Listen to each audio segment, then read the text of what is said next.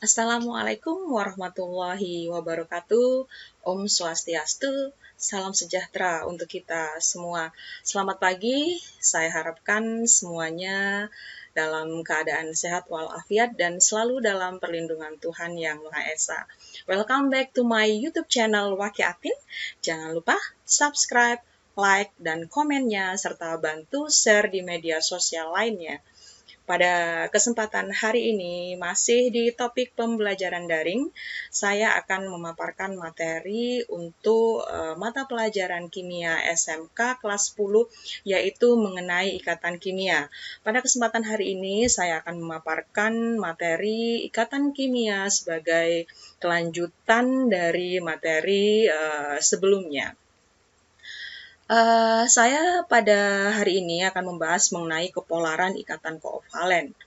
Kepolaran suatu senyawa koovalen itu ditentukan berdasarkan yang pertama, perbedaan keelektronegatifan atom-atom yang membentuk senyawa. Kemudian yang kedua adalah bentuk dari molekul senyawa koovalen.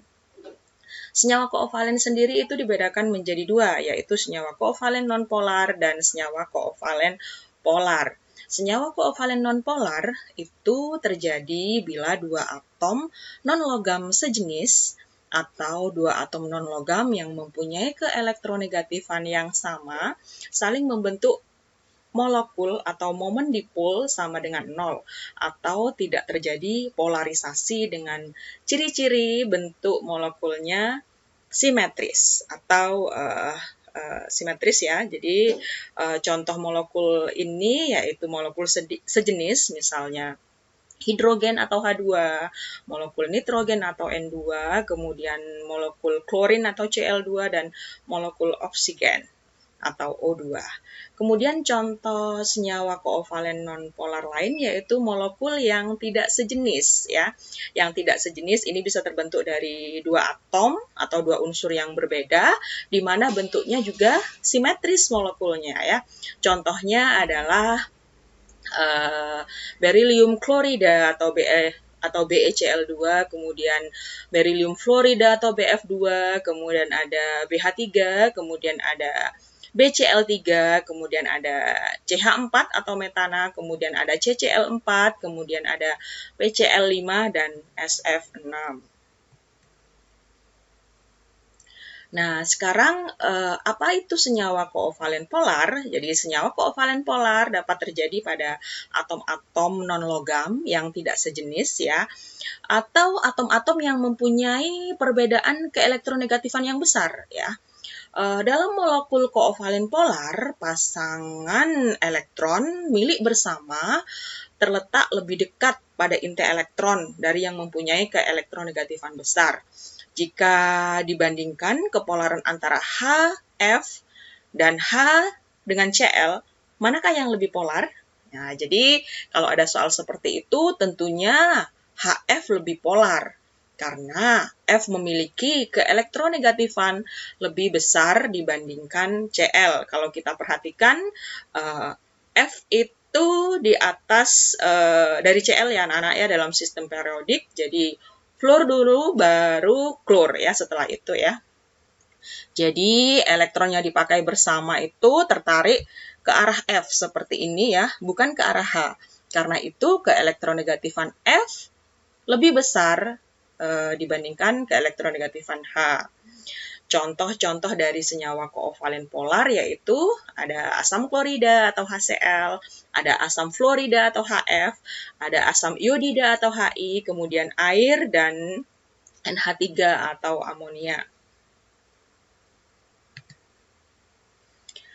Nah, adapun perbedaan dari senyawa koovalen polar dan senyawa koovalen nonpolar agar kalian bisa memahami perbedaan keduanya. Perbedaannya diantaranya adalah yang pertama perbedaan keelektronegatifan.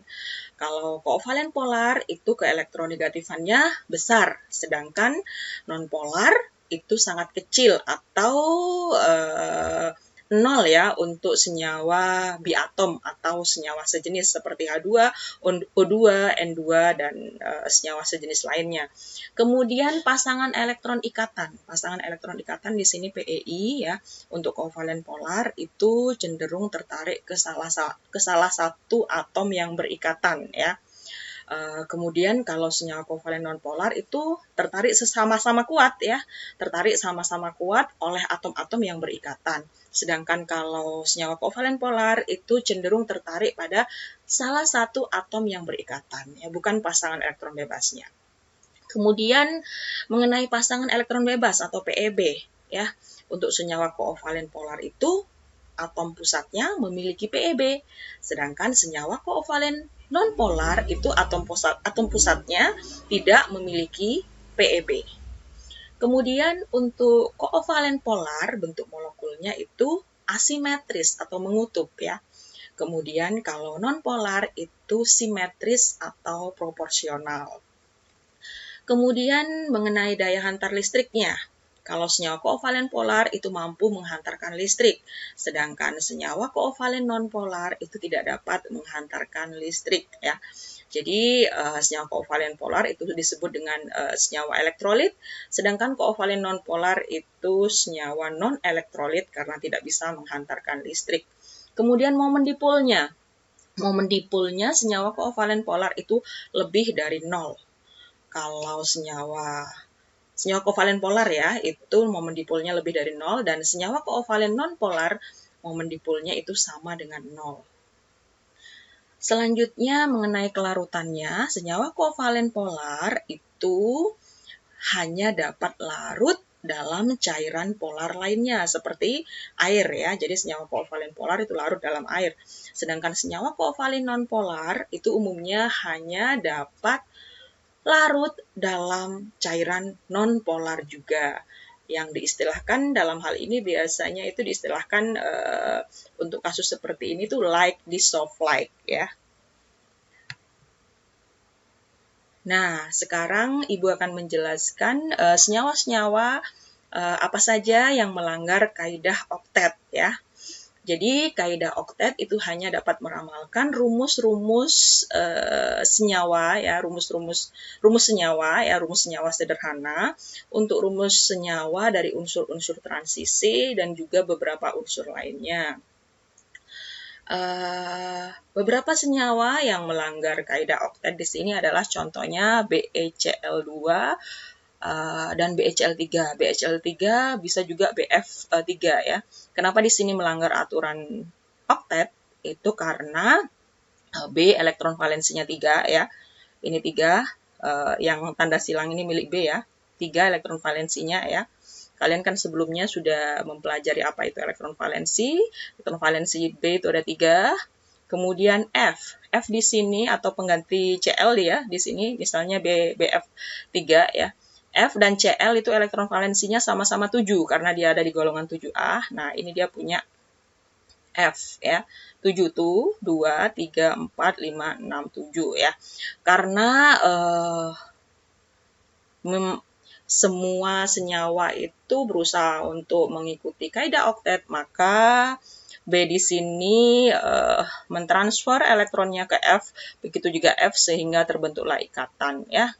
Berbentuk ikatan seperti ini, hanya saja dari atom pusatnya ini kalau kita hitung tidak memenuhi aturan oktet. Kenapa? Karena di sini jumlah totalnya 1, 2, 3, 4, 5, 6 ya. Jadi hanya 6 elektron saja. Sedangkan jika memenuhi kaidah oktet di atom pusatnya ini kita hitung ada 8 ya.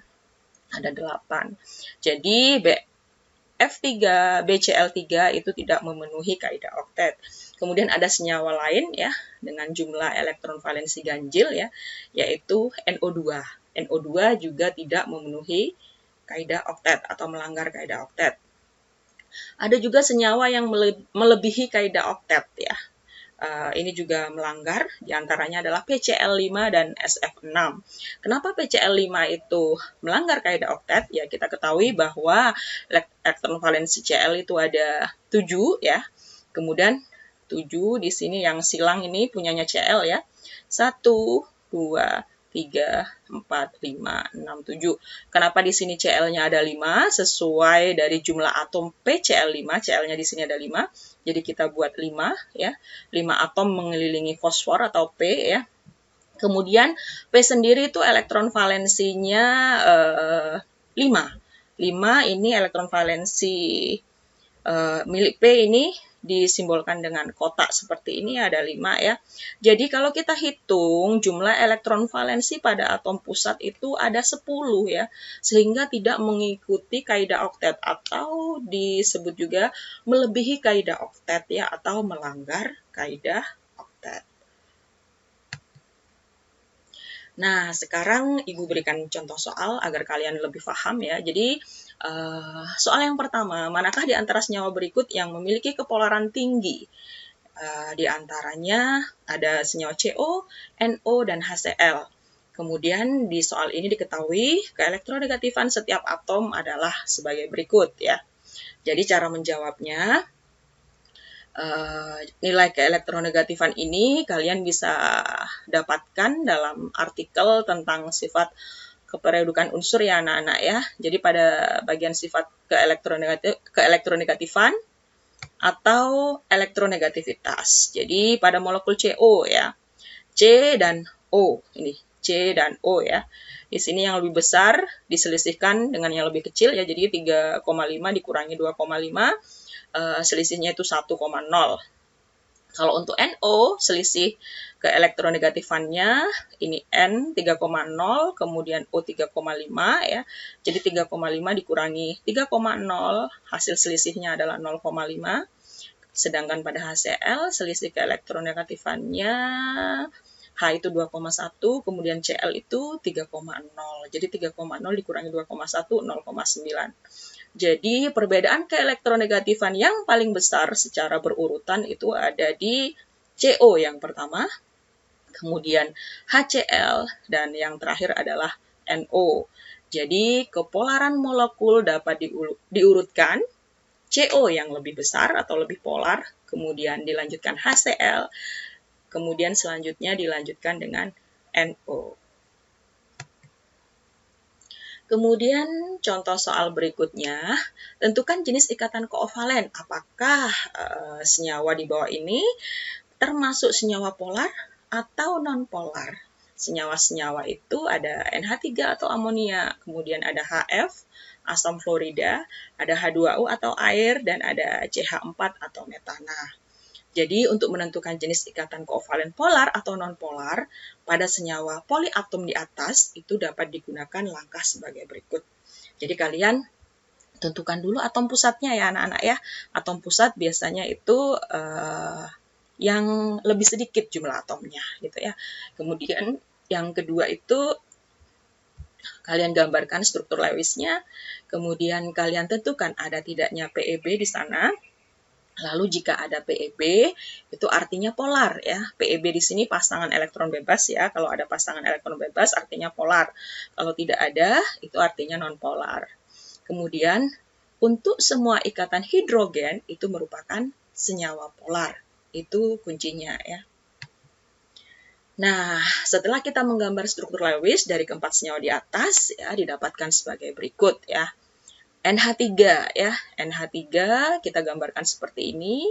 N itu di sini ya. N itu ada 5 elektron valensi. Ini yang milik N ini yang warna biru ya anak-anak ya. Karena elektron valensi N itu ada 5 dan N ada di golongan 5A dalam sistem periodik ya. Kemudian H di sini ada 3 ya. Jadi di sini yang berikatan itu namanya PEI, ini PEI, ini PEI, sedangkan ini PEB. Jadi NH3 itu mengandung 3 PEI dan 1 PEB. Oleh karena itu, NH3 karena ada PEB, berarti dia termasuk senyawa polar ya. Kemudian H2O, H2O di sini ini H itu yang disimbolkan dengan tanda titik biru, sedangkan O itu tanda titik merah. Kemudian Yang PEI di sini yang berikatan itu ada dua ya anak-anak untuk H2O. Kemudian PEB-nya juga ada dua. PEB ini yang sama warnanya ya. Ini PEB. Berarti untuk H2O ada dua PEI, ada dua PEB. Karena ada PEB di sini berarti H2O tergolong polar. Kemudian di sini ada HF ya. HF di sini ini ada ikatannya ya. F di sini elektron valensinya 7, H1 ya, di sini PEI-nya ada 1. Kemudian PEB-nya, ini PEB di F itu ada 3. Karena ada PEB berarti HF ini karena juga termasuk ikatan hidrogen ya, berarti dia tergolong polar. Kemudian ada CH4 ya. CH4 di sini ini yang berikatan semua ya. H itu elektron valensinya 1, C itu 4 ya, anggap saja yang C itu warnanya biru, yang H itu warnanya merah. Jadi semuanya di sini berikatan ya, semuanya di sini berikatan, tidak ada pasangan elektron bebas. Jadi untuk CH4 di sini ada 4 PEI. Oleh karena itu, karena tidak ada PEB, berarti CH4 itu tergolong senyawa kovalent nonpolar. Ya. Jadi kesimpulannya dari gambar struktur Lewis di atas, maka senyawa yang berikatan kovalent polar diantaranya adalah NH3, HF, dan H2O. Sedangkan senyawa yang berikatan kovalent nonpolar adalah CH4 atau metana. Ya. Nah, sekarang Ibu jelaskan apa itu ikatan logam. Ikatan logam, ya, unsur-unsur logam itu umumnya berbentuk padat pada usul kamar, dapat ditempah dan merupakan penghantar listrik atau panas yang baik. Unsur logam memiliki sedikit elektron valensi sehingga masih banyak subkulit yang kosong pada kulit terluarnya. Akibatnya, elektron valensi pada unsur logam itu dapat berpindah ya anak-anak ya, dan bergerak bebas dari orbital satu ke orbital lain dalam satu atom. Selain itu, elektron juga dapat berpindah-pindah dari atom satu ke atom yang lain. Perpindahan elektron ini dinamakan dengan delokalisasi elektron. Elektron valensi yang mengalami delokalisasi akan membentuk suatu awan lautan elektron yang menyelimuti ion-ion positif logam di dalamnya. Jadi, interaksi antara awan lautan elektron yang bermuatan negatif dan ion positif atom logam akan membentuk ikatan logam. Nah, jadi pengertian ikatan logam sendiri itu adalah ikatan antar atom dalam unsur logam dengan menggunakan interaksi elektron valensi. Ya. Jadi, ini ada ion logam bermuatan positif di dalam elektron. Ya. Jadi, menurut teori awan elektron, kristal logam terdiri atas kumpulan ion logam bermuatan positif di dalam larutan elektron yang mudah bergerak ya. Ikatan logam ini terdapat antara ion logam positif dan elektron yang mudah bergerak tersebut.